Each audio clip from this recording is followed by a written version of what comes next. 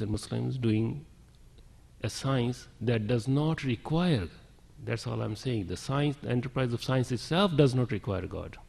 Can I just follow up very briefly?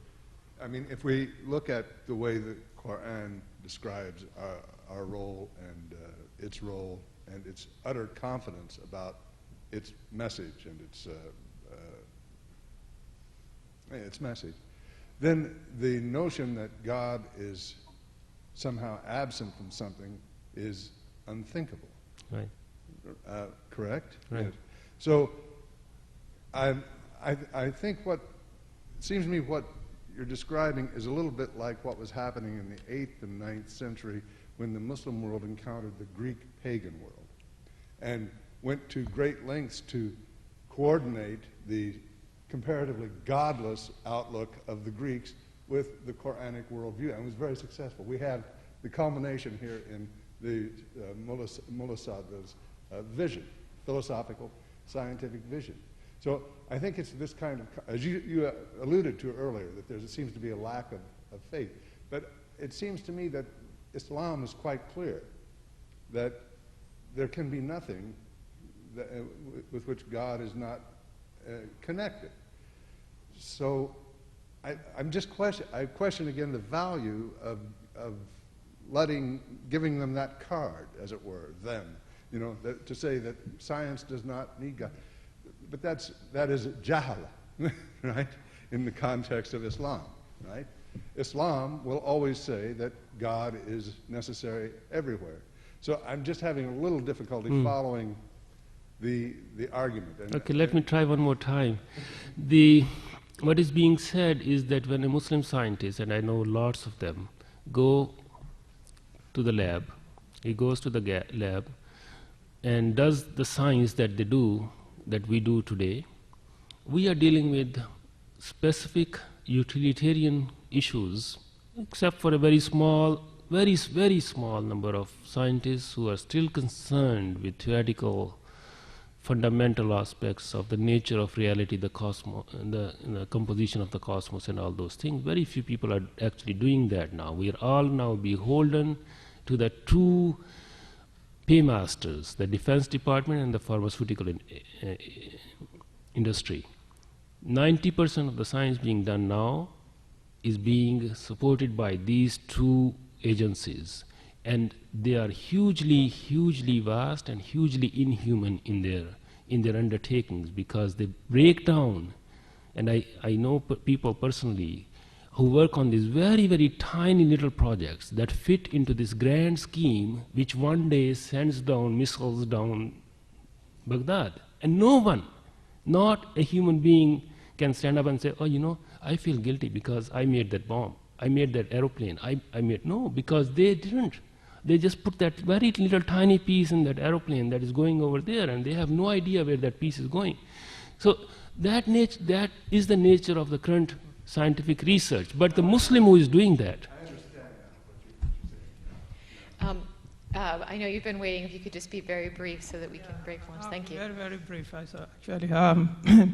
I just want to share one or two things about the idea that in the traditional time, in the classical time, there was no Quranic commentary on science.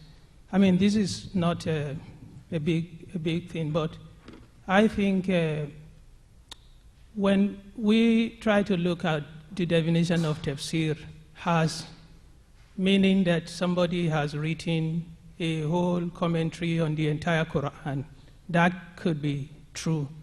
But as a matter of fact, in the classical period, tafsir was not actually understood in the sense of writing a complete commentary on the entire Quran, because the earliest tafsir were actually limited to specific themes like law, like so on and so forth.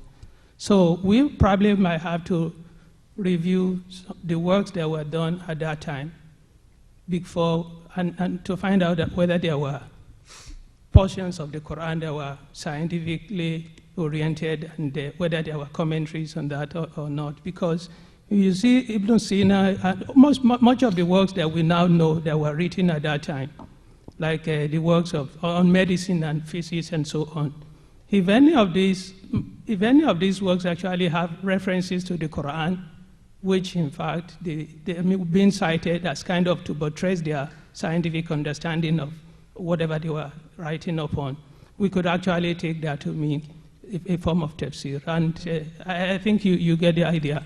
Now, the second thing is about the idea of the bid'ah. I really don't have any problem with somebody saying something is bid'ah or something is not bid'ah. But the word bid'ah and understanding of the bid'ah itself keeps evolving, is not static.